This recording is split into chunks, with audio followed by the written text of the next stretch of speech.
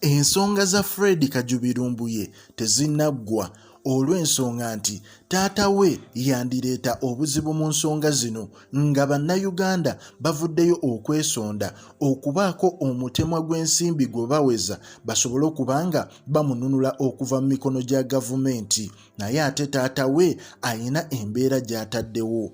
Gwe yonna gy'osinziira okubanga weekumidde ku mukutu ogwa Progen Media, tugamba bugambi ekyo ky'okola okola ky'amaanyi, era ne tugamba nti gezaako kuba nti osubscribinga onyige n'akakado osobole okubanga buli updates ezigenda maaso mu ggwanga Uganda tozisubwa.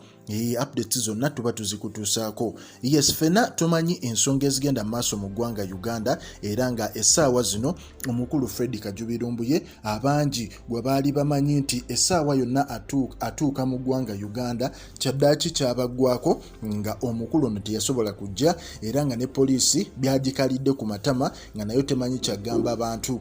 Naye ate taata Fred Kajjubi Lumbuye olunaku olw'eggulo yalabikiddeko era mu mawulire. Kyetutamanyi lwaki muzeeyi amawulire gamuwuuba nnyo bwe gatyo.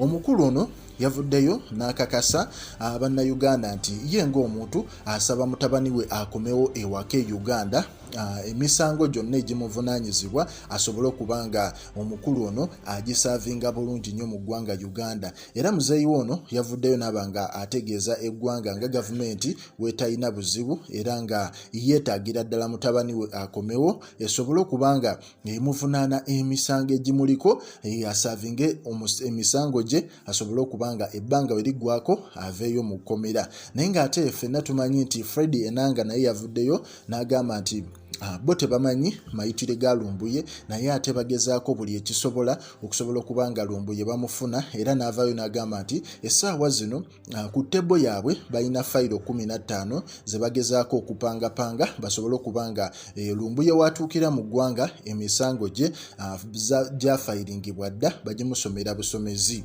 Kyetutamanyi oba muzeeyi wa Lumbuye ayagala Lumbuye akwatibwe oba yambibwe abantu, naddala abantu abavuddeyo wali mu diaspora community okusobola okubanga basonda omutemwa gw'ensimbi ogwabadde omuyitirivu basobole okubanga banunula Fred Lumbuye.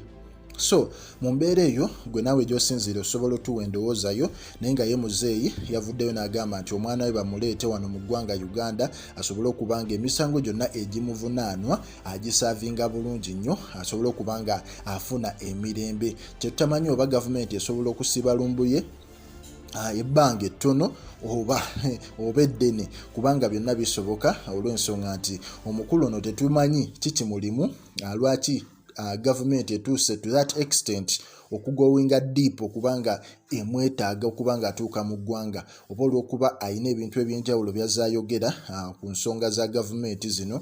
Naye anyway, ffe ku Progen Media tukuwa update zonna, buli update egwawo nga yeetoloola mu ggwanga Uganda ogisanga wano, era tuba tugikutuusaako.